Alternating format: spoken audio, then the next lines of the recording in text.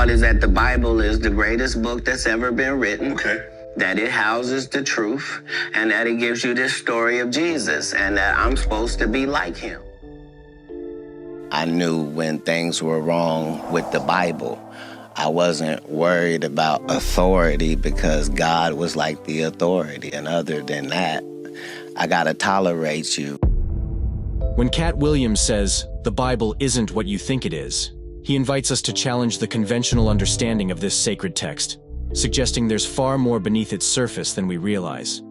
Race is not where the line is drawn. It's God's side and the other side. And we don't care nothing about the other side, period. Truth is the light. I didn't have nothing on one of these. Amen, amen. Gee. And plus, I thought that Jesus was my big homie. So you know how you get a story about a dude joined the gang and you get a big homie, right? Like at this particular point in my life, my thought is that the Bible is the greatest book that's ever been written. Okay. That it houses the truth, and that it gives you this story of Jesus, and that I'm supposed to be like him. By making this statement, Williams encourages us to question the interpretations of the Bible that have been handed down over centuries, implying that we've only scratched the surface of its true meaning. Something you long believed to be true but realized wasn't. Well, as one of the main opponents of the Illuminati, I always wanted to know what information they had that we didn't. And I found out, I was always wondering how our God could have been so thrown off by a story of a tree and fruit. And then I found out that that's not the case at all. Adam was God's son, which means Eve was his daughter. And if they have, that ruins everything. And that's what happened. He implies that the Bible, as we know it, has been shaped by history, culture, and power, leading to a version of the text that may not reflect its original intent or deeper spiritual truths. I joke with the church, but you gotta believe in something for real. You got to find something to believe in. Let me just say that. I can't tell you what to believe. I'll say, I'm old-fashioned, I'm a dinosaur. I still believe that there's a God and that if you need him, you could call on him and he will help you just like he be helping me all the time. That's just my own personal opinion. I think you should believe in something. These atheists have gotten out of control. It's on some different shit. They're sending me threats and atheists done got out of hand. Now they want to tell us what we believe. I mean, you believe in God, so that means you don't believe in science. What the is you talking about? I prayed to God before every science test. I don't know what you talking about. Jesus was in my class, you son of a... Williams suggests that many of the lessons we've been taught through religious doctrine might be incomplete, and that the Bible's true message is often hidden beneath layers of tradition and interpretation. First and foremost, this is going to sound really, really weird, but I believed at that young age that you could have a relationship with God. And I know that that's kind of old-fashioned now. But when I was young, that's what I believed. And so I developed this relationship where we talk 4 or 5 times a day and we talk about everything, and I'm coming to you when things are well and when it's not well. And if I ask for something, I know when you gave me what I asked for because it's the only time. So I understood at a young age that I wasn't like everybody else, that I was in a blessed position and that I had the ability to be able to make things happen if I could find the instructions and follow them. So at 5 years old, that's how I thought. I knew when things were wrong with the Bible. I wasn't worried about authority because God was like the authority. And other than that, I gotta tolerate you, but I'm not allowed to bow down. I'm like that as a child. So my parents didn't do anything wrong. They just wanted me to live a life that I wasn't going to live. They wanted me to be this, and I was not free to live a double life. I can't be that and be what I'm trying to be. What was that they wanted you to be? A part of their religion. They were very that devout Christians? in religion. Christian. Yes, a branch of Christianity, yes. At one point, did you become a Muslim? At one point, I became several religions because that's the only way you can really find out what's going on in a religion. What Katt Williams seems to be pointing out is that the Bible is not just a religious manual, but a multifaceted document, one that holds deeper wisdom about human nature and the world around us, if we are open to exploring it. Religion is not something that you can just study the books about it and now you know about them. I had to be a member of the Fruit of Islam in order to know. Minister Farrakhan calls me his son. I was not regular even in that endeavor, just because whoever the true God is, I don't play about him. And I understand that regardless of what you choose to call him, it's the same entity.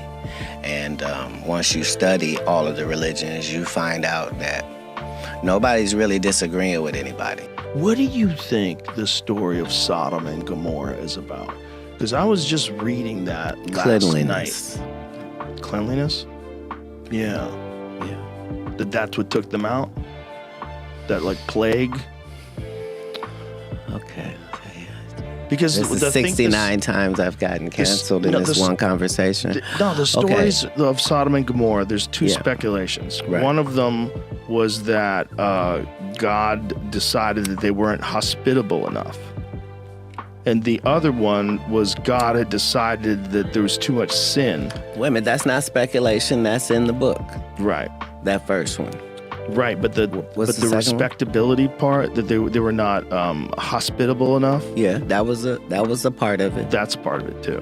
So God had just decided this, I'm gonna fuck this whole city. No. Right, what's the real story though? Okay, so Turned it into pillars of salt. 2 cities, right? And he said, find me 50 good men and I won't do this. And then I think he said, find me 10 good men. This deeper wisdom, according to Williams, could reveal insights that transcend religion, offering lessons on spirituality and life that are just as relevant today as they were when the texts were first written. this story is generally used to say that God doesn't like. This is the story that highlights that. Okay, so it's not So- just sin. It's not just so because sodomy is even technically like oral sex. The meaning of that word comes from Sodom and Gomorrah. Right. Right. So that's why I said it includes a lot of things people think is deviant. To tell this story, it requires all of those people to really have been in those circumstances. And the historical evidence shows us that something like that happened. Like, those 2 cities really did exist. A lot of these places just changed names. Like, Right. they used to be called this, and Right. then they later were called something else. But Like Iraq used to be Sumer. right, Yeah. like these are literal places Yeah. that you can find on the real map. Yeah. That was a part of that biblical rabbit hole I was telling you about. Is just seeing my only concern is, how do these ancient Islamic, Judea, how do you say that, those 3 that exist? That all religion is built on, Judeo-Christian, Islamic, that whole belief system of how that operates, right? So you see they have question marks here, right?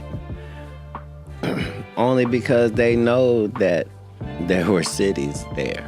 In challenging us to rethink what the Bible really is, Williams is pushing us to look at it not just as a book of rules, but as a source of personal reflection and spiritual growth. So they have wreckage there, Like, for example, if everybody in Gaza talks about going there, it exists. If everybody in Hebron has family members that live there, it exists. If everybody, we know that. So they think that was right near the Dead Sea. Wow. Well, they didn't think it any differently than they thought. Tal al-Hammam, if I'm pronouncing that correct. Like, these were places, like, people throughout history, if you show any body of water, those are always hot spots. Water is its own commodity and currency at all points, and that was the Dead Sea. But that's everywhere. Was the Dead Sea always the Dead Sea? Because, goddamn, there's so much interesting stuff that came from that part of the world. That's where they found the Dead Sea But a lot Scrolls. of the stuff that was supposed to be unbelievable was all based on something real. Like, right, how long was it the Dead Sea? Long before they knew what high salt content was. Right. Or they might have called it salt content sea. But what they were trying to say is stuff's not growing here. Okay? Don't come here as a fishing spot. Right? But it's a good spot to gather salt, which at that point in time was as valuable as anything on earth. Salt, they'd go to war with salt. Salt allowed people to preserve their food. Salt was insanely valuable. Understand the whole portions, because at the end of the day, for all people, it comes down to quality of life. He further argues that by looking at the Bible with fresh eyes, we might find that its teachings offer much more than the rigid interpretations many of us have been taught to follow. So the jump that was made between people eating food that you had to self-catching just so that you could put it over something hot so that you could get it where you could eat it, and eating it like you, that experience to seasoning your food and, having to order from the best place because they eating too much right, spaghetti so you get fat. Right. That's part of the greatness of human experience and has been. That the part of being a king or being royalty through all civilizations was being able to experience the best culinary things, because if you believe in God, that's one of the attributes that makes you believe in him, because every vegetable, let's say, that you would have, when it gets to the point where it would spoil and it would be useless and you'd have to throw it away, it becomes worth more money. But here's the thing. The fact that there is a God is the biggest conversation worldwide. But the truth of the matter is, there is more reason for you to believe there is a God than there is for you to not. The fact that it was already set up on this planet for there to be medicines for us to find and to utilize. And you see what I'm saying? It's like, it's not like, so he made a cow. No, to make a cow, it means you had to also have made grass. And it means you would have had to have invented a whole new eating system for this animal, which was cud. And that means you would then have to have given him 3 stomachs to be able to, and you would have to have known that he was going to then emit a gas that was going to be necessary on the planet. Like, like none of these things. Fertilizer, all of it. Right. The fact that Seeds. Everything goes together is how you know. This call for a more open-minded approach to the Bible suggests that by questioning its surface-level meaning, we might discover a deeper connection to the wisdom it holds, one that applies to our lives today. Portion of humankind's story differs from that. It's all creation story. Like, if you go, that's why NASA and Space Force are not more forthcoming, because the further you get in space, the more obvious is. Like, once you're up there and you're looking down, this doesn't look like there is no God. It looks like you're in the middle of somebody's workshop and they just showed you every single way that every star can be made, every single way a planet can be made, every way that a black hole can be, a galaxy, a universe, and then showed you the best of the best. When you think about what people have always believed, that's why angels and devils freak me out. Because no one wants to believe that there's a Satan, that there's a devil. You believe in astronauts, though, right? Yeah. Okay. But people have always said there is. You mean a bad and a good? Yeah, not just a bad and a good, but an actual evil, malevolent force. No, just start with bad Okay, and good. yes, bad and okay, good, so yeah. if we started bad and good, then we understand what must be at the extremes of that. Right. Nobody's telling a different story. And then there's the concept of actual entities. Yes. Actual demonic entities that do exist. Well, I'm saying your DNA is either fused or it's not. If it is, it requires a fuser. That's all. A fuser. Right. What do you mean by that? I'm saying, if they tell you that certain parts of your DNA are fused, that requires a fuser. Did I say that right? I'm not sure. I see what you're saying. The structure to us in everything, all of it, does seem remarkable. In a no mistakes type of way. Yeah, in a synchronistic sort of a way. Which flies in the face of the accidental Big Bang, nothing from nothing way of thinking. And it always has been. Ultimately, Katt Williams' statement encourages us to reconsider how we engage with the Bible, inviting us to explore its secrets and truths in a way that is both personal and transformative, beyond traditional teachings. It's already in my head that as soon as I get 13, I'm leaving. You moved from Ohio to Florida on your own. You weren't afraid. I mean, you like, did you? Hold on. Did you not have? So what were you gonna do when you got to Florida? Don't say I wasn't afraid. There's no such thing as a human being of not being afraid. Okay. There are certain human beings that understand that being afraid in no way stops you from doing what you got to do. Okay. So I was afraid, but I couldn't be that afraid because I knew what had happened with Jesus. I knew how it worked out.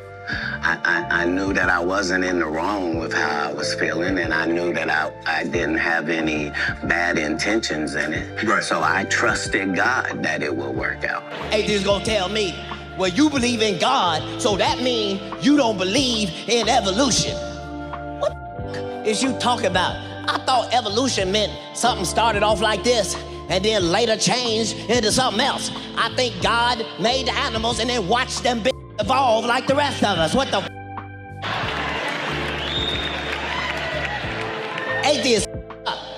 Atheists hear my whole story, hear what I believe, then he gonna tell me, nah, that don't make no sense at all. Okay, well tell me your his is that two motherfuckers just came together.